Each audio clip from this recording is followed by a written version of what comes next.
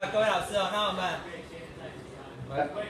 各位老师，不好意思，那我们现在换我来跟各位分享一下那 Google Classroom 的应用。那我待会切换广播了哈。来，5、4、3、2、1，切换哦。切换。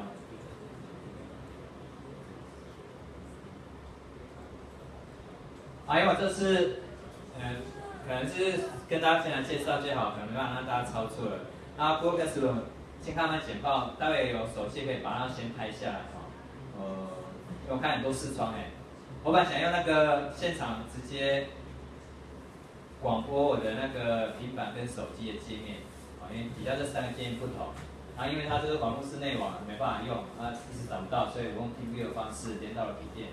透过 TeamViewer 的方式连到我笔电，然后用我手机讯号连到学校讯号。也许过程会有点不顺畅会第一次使用。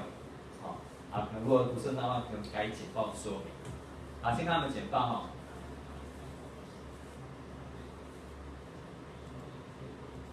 这是我简报呢，一样是用在那个。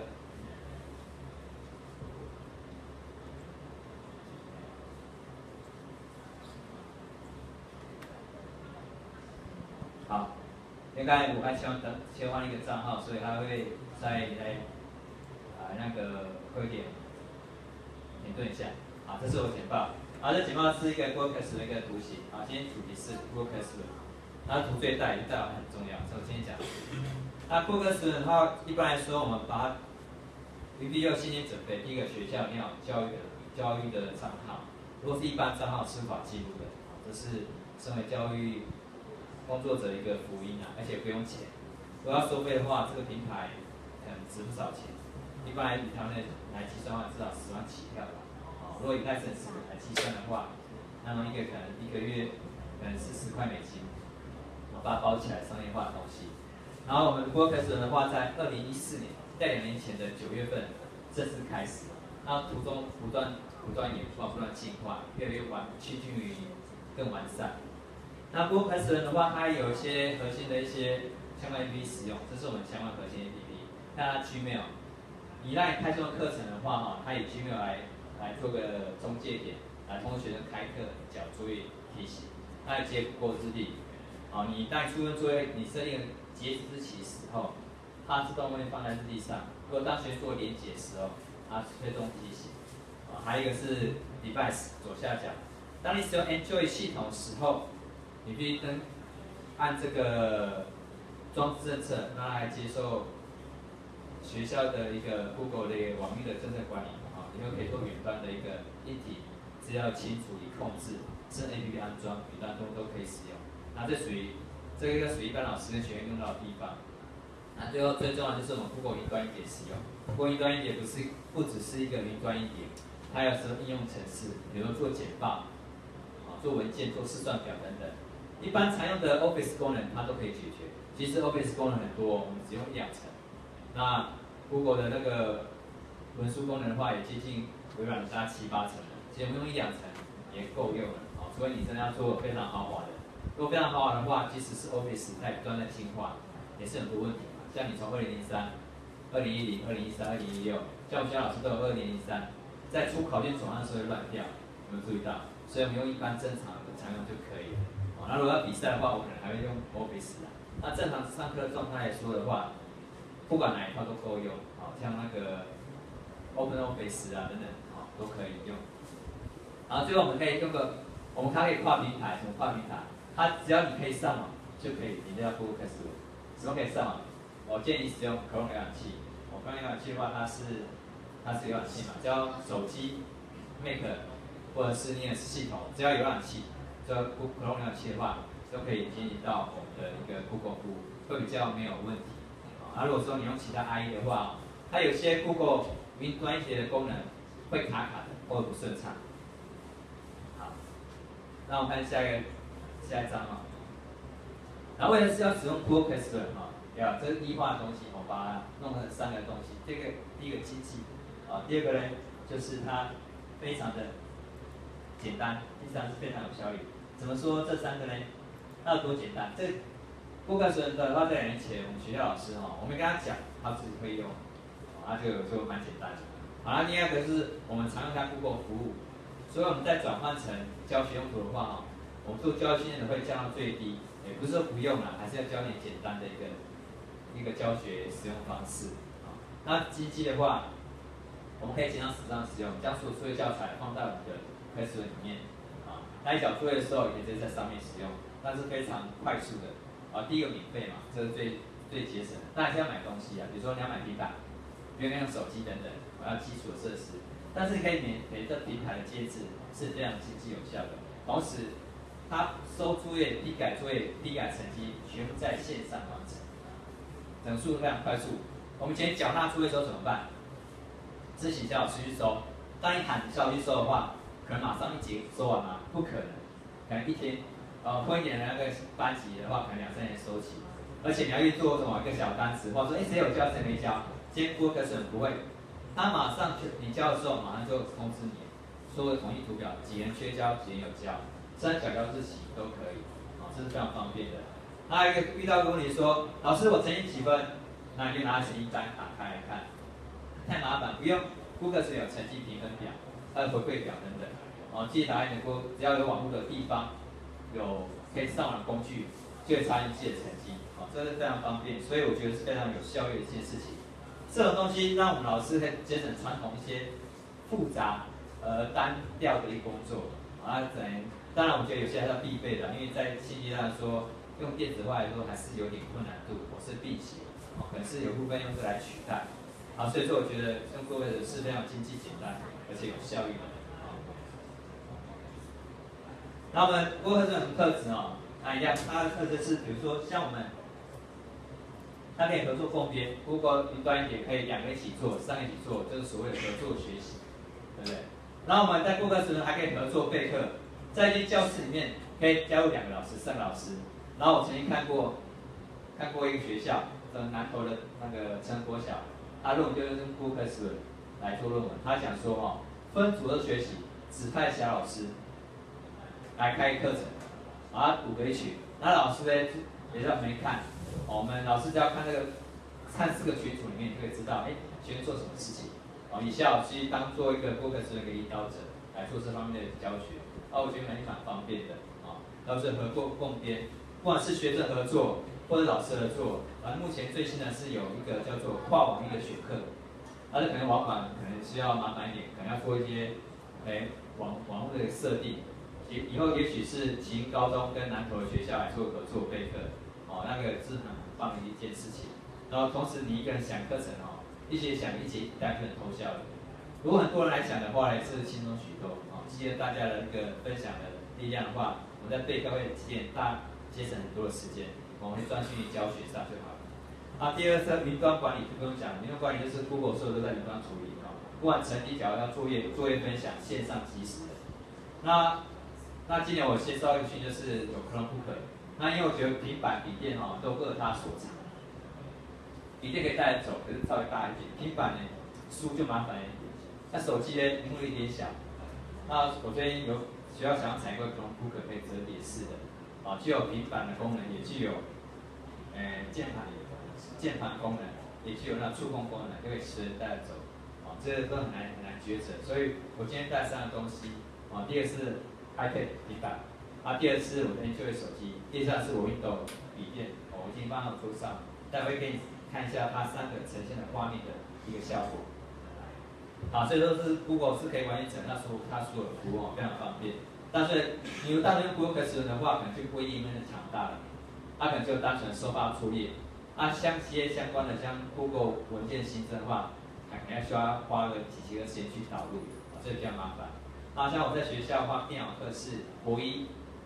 全部统一上 Google 课程，那为做其他学做一个教育训练准备，不然其他老师要导入这种学习的话很麻烦，你要花2、3点时间，光账号登录的话就花1节课时间，在这个简报要花1节课时间，Google 就要花1节课时间，你还没上到课就已经花到1个月时间，跟这3到4堂课时间，所以我觉得是需要一点各领域的配合。这是我们在Google时的话，我们可以说少一点的一个科技多一点的教学。所以 Google 是可以满足这方面需求，因为我们手机在使用，只要你打手机就有手机化，你就在使用 Google 了，你就在训练它的功能。所以我们要教育上用 Google 的话，可以直接什么转移这学习的经验，比较少额外学习，不然像需要学一些平台，不管什么平台，那平台都需要时间导入 ，Moodle 还是什么教育，还是拍立得，或是其他等等一些软体，但有些是蛮好用的，但是就是一堂课要学一个教育平台，是很麻烦，因为那么多时间教学嘛，这个有时候是要导入的，所以让老师怯场，而且我们很多学校会绑一些平板，绑某某家的平板，可是只能用那一家的平台，换个平台又不行使用了。到底有什么东西可以让一种教学经验可以使用各种教育平台？只要一个教育平台，各种使用各个科目，我再找去了，大概只有这个 Google 比较接近我所要的需求，所以我觉得说 Google Classroom 是对我们老师来说是负担比较轻一点点。然后这个科技上的话，玩法也蛮轻松的，他不用买一个一体伺服器，也不用管理账号等等只要简单的一些导入方式就可以使用，好，这是我们在 Google 云端教室，我说了三个方面。然后 Google Classroom 的话，它说出了最新功能，这右下角这样的功能，它可以把家长新闻加入了解，它开送 email 给家长。不过我觉得目前来说，台湾可能还没那么适用啦，因为即使老师的话，导入也只有2-3成，家长的话可能就更没空了。它可能是个理想状态，但是还是要可以介绍一下。如果像台北市的家长，特别关心小朋友，每个都用手机，现在大家不会用简讯了，都使用 mail、line， 对不对？那一样，如果他们如果通知的话呢，我们可以直接挑给老师，直接发信给家长，家长可以知道，老师有作业了。他成绩有多少了？可以了解学生学习状态，我觉得是非常好的一个功能。尤其以后那个台湾的其他教育平台会加这种功能，家长监护的功能、通知功能，不要每次都通过导师，你要通过家长，可以通过导师，再通过家长，多久时间？大概最快1天吧，慢者2-3天。如果是忘记的话，今天有这个功能，及时按下去，家长马上收到了。要不要花钱？不用，都 Google Classroom 帮你解决了。那我们这学功能蛮简单就是只有2个功能：交作业、讨论课程。它交作业、讨论课程跟什么很像？跟 Facebook 一样，贴照片、打字就好。然后呢，传作业就传照片上去。传文件的话 ，Google 的内建功能。如果你有作业简单需要训练的话，应该给课程导入。那比较麻烦点可能是老师也可以做开课程就把网页丢进去，然后评分，还是给回馈，同我们教材、教供备都在里面。这可能是需要一节课直接导入。那我觉得学一套课程各个都会融入进去，是蛮方便的那我们就想看，以前教育上老师需要什么东西？在传统的话，我的练教室我都用单机版收纳作业，用 HF 收纳大作业。那刚刚赖中老师提供一个远端的、云端给收纳，那也是不错的。但是我要挂网要通再加什么教育光碟，大约带光碟片来用。现在可以放 Google 云端碟，放进 NAS 里面都可以来使用操作。那么交作业呢？以前学生一讨论到什么？老师，我作业忘记带了。老师，我讲义不见了，是不是？那怎么办？不用，讲义都在云端上。老师，我忘记带作业，拜托，在 Google Classroom 交作业的话，你关掉电脑，它自动帮你储存，没有所谓忘记交，然后来电脑马上交。只有你没有做，没有你忘记交，只有你没有做，没有你忘记带的一个选项而已。所以过个人在我们课堂上可以排除很多的困难。那怎么做资本做结合？那我这样建议那我们的平板都有照相功能，资本想要拍照传给老师也是做功能。那所不同是在打成绩麻烦。顾客在打成绩的时候，你一个个打开看也要20-30秒钟。我通常会这样现场看完，然后这样打成绩，用纸本打完，然后请他把作业再直接传入到Classroom里面。我是纸本跟电脑做并行，这样我打成绩比较方便因为比较符合我之前习惯。然后我作业收纳是对未来以后做议程表来做回顾的时候，或做成果展现的时候会比较方便。那我待会跟大家展示一下，Google Classroom如果收纳大家作业成在云端一点，它只用开入权限，只用开共用，全都卖。对方关老师，以前我们作业放网络上都关老师，或自己要有电脑基础，现在不用，自己都完全可以自己动手操作。好，那我们看下来。好，这个是我们在教育活动过程当中所列进到的一个活动哈。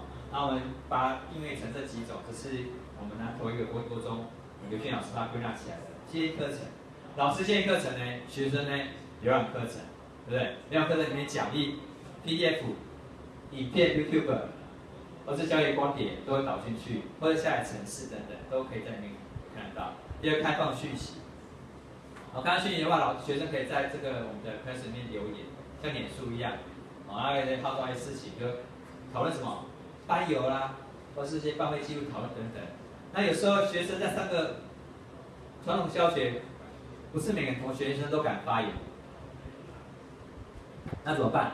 我们在留言的话，像脸书一样，大家可以匿名的感觉，会比较畅所欲言。要点不是匿名的，就是会比较没有那种顾忌。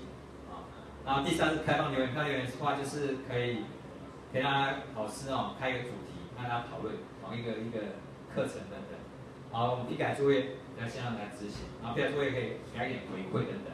那我比较希望朋友一次全写打朋友分数，目前也放在这种功能，只一个打，因为有时候比较懒惰一点，就有交就80分。好，然后我们开始发完作业，学生呢，学生可以看到成绩，学生也可以重交作业等等都可以。那我们在交作业时候要注意到一点，当学生交作业的时候。学生对那份作业就没有权限了，他就没办法在那个重新的修改，所以他退还作业才可以。这可能要比较小地方注意的。好，这是我们教室功能这几个按键第二个，我们这里面有4种功能，第一个是发出公告，像脸书贴讯息一样第二个是开作业就是我要开什么作业。作业有4种选项你可以用你的电脑。直接上传一个附件，任何文件都可以几乎都可以的。第二个是说放在你云端里面的东西，骗他累积的东西再上去了，或比如他老师要你收集格数目的照片，那学生可能要先上去之后放云端一叠，然后到课堂上说，请你交出格数里3张美美的照片，或做绘图修正整理，或拍为影片，我们可以从自己的云端一叠来汇上去，或者直接在 YouTube 或者超连结，这些都是。一些我们常用的功能，这是我们生活经验当中所用的东西不会额外学习最后我就想到我们以前的台北OneNote也跟这很像，它剪那个贴连结我觉得也蛮简单的那个我也是蛮推崇这种功能的第三个是问题讨论这是最新功能，它可以直接出单选题，比如说你觉得今天要去吃订什么饮料 ？A 红茶 ，B 珍珠奶茶 ，C 什么东西？可以直接做单选题，做统计分析。第4个是我们的一个重复主题。当然，我们一个老师不只教一个班级，像我教电脑要教6个班级。同样课程弄好怎么办？是要重贴6次？不用，它有一个重贴主题功能以前就没有的功能。这放上去之后非常方便你就知道这个主题不错之后，直接贴到其他地方这是一个叫做重复使用的一个主题功能。好，我们这是教育版的功能这是左下角是我使用一般账号，很抱歉右边的话呢，用教育版功能来使用的功能。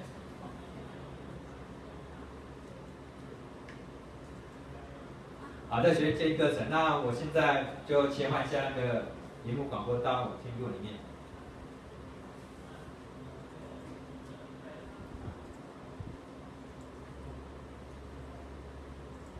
这是我听 view 那是我之前昨天在用 Office 来编辑因为比较熟悉 Office。这是我的手机。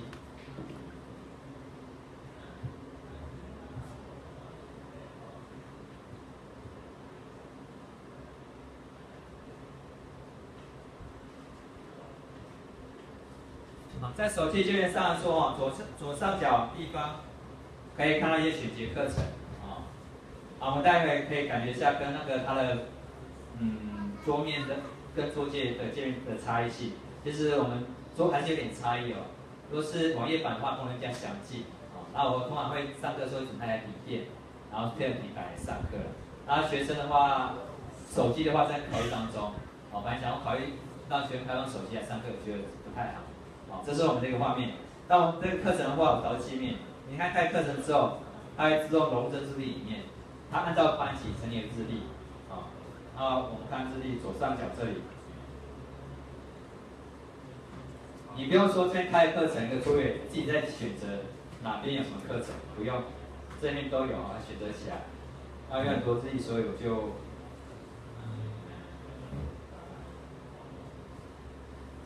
这个作业上 YouTube 指示的部分就是，它可以提醒学生，非常方便。如果选手机的话，我们就可以使用这个日历无缝接轨功能。这个工作里面看小动作，你今天这些作业弄完之后，再到做日历再订正一次，要多久？开机账号贴上，1个半就几秒钟，最快当然1分钟好了，4个半10分钟，一学期要几次？20次，200分钟，这200分钟重复动作，你省下来，可以做起来更有意义的事情。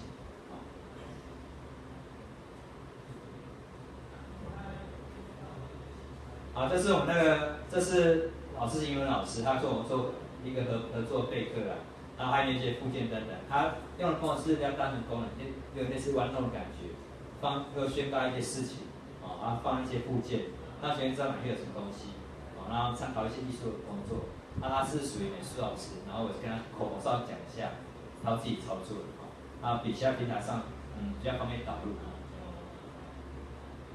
如果要选择课程的话，像我的课程是1年美术班，比如这个，我这学期接那个礼拜有第8节课的一个那个数学课，我是电脑老师啊，因为要上就再来上，就用G1平台。比如说我们会讨论说，你有没有玩过G1平台？它可以出一个问题，它有个答案，有跟没有，完全没有。另外可能是没有来这非常方便。以上是我们这个手机的一个界面。现在我切换一个平板界面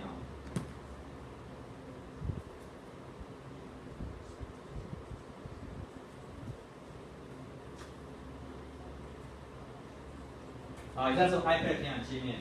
一样我们点进去。它今天长这样子然后我们也是，它就有加入课程，因为我是我们有同步了。按加进去，我可以跟它一起共备。我们回到数学课程里面，我们这左上角是个讯息串，跟公告区一样。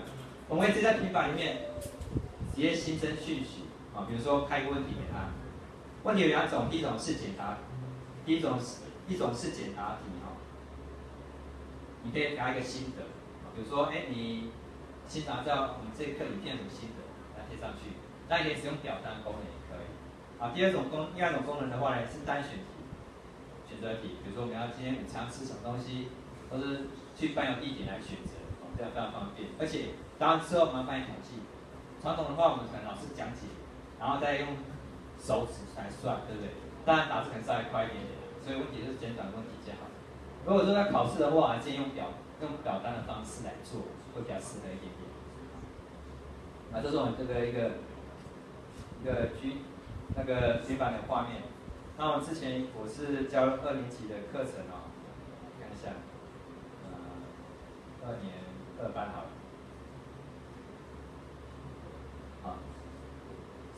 整个平板或是我们的电脑画面以及手机外这3个界面讯息串，就像公告区一样，那可能要作业几个没完成，几个完成，点进去要看作业的时候呢。这作业说明老师作业说明，应该是更改修正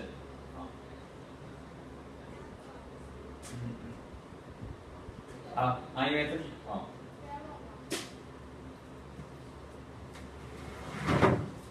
好了，我看一下我们那个电脑的画面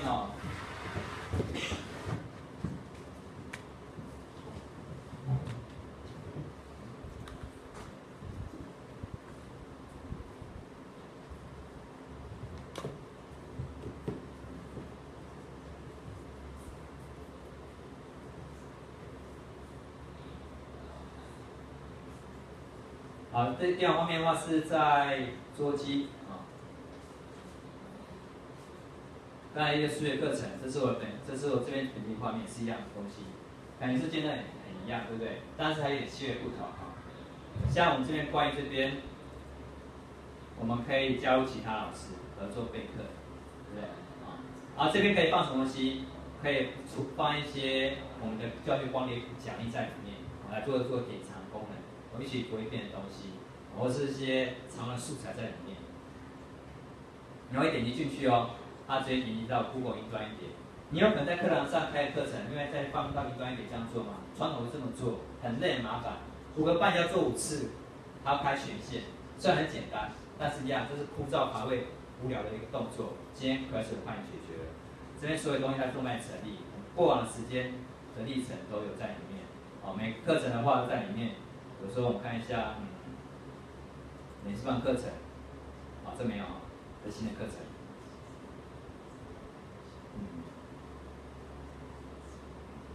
放牛白嘛。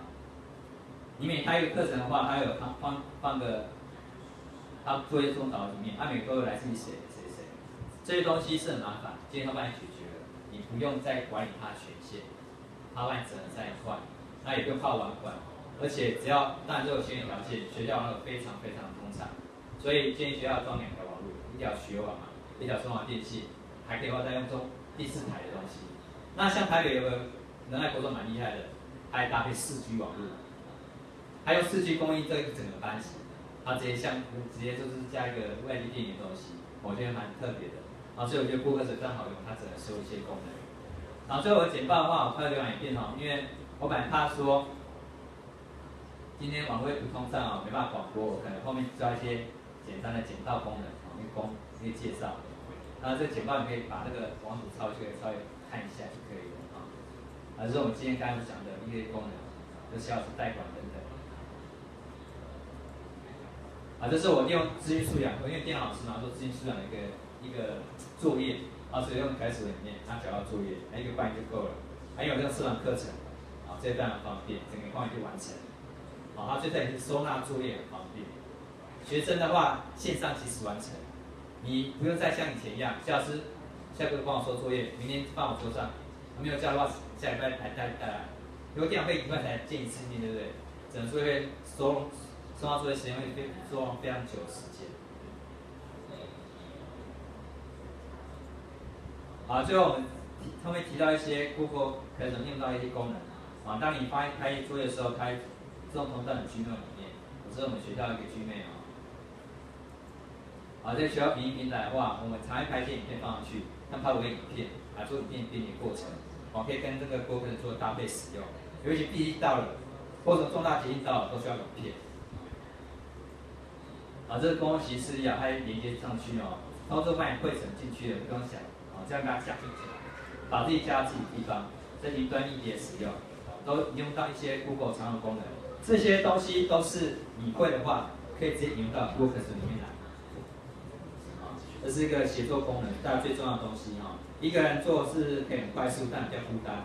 很多人做可以做很长久了。这是我归纳出来 Google 跟行动学相关的10大功能号称十全十美。Google 是在里面扮演很重要的角色。我之前考虑过，因为学校在推这个行动学习的东西。这是本校的一个行动学成果。有空的话大家可以来稍微欣赏一下那个引用 Google 的功能，点一下就有了。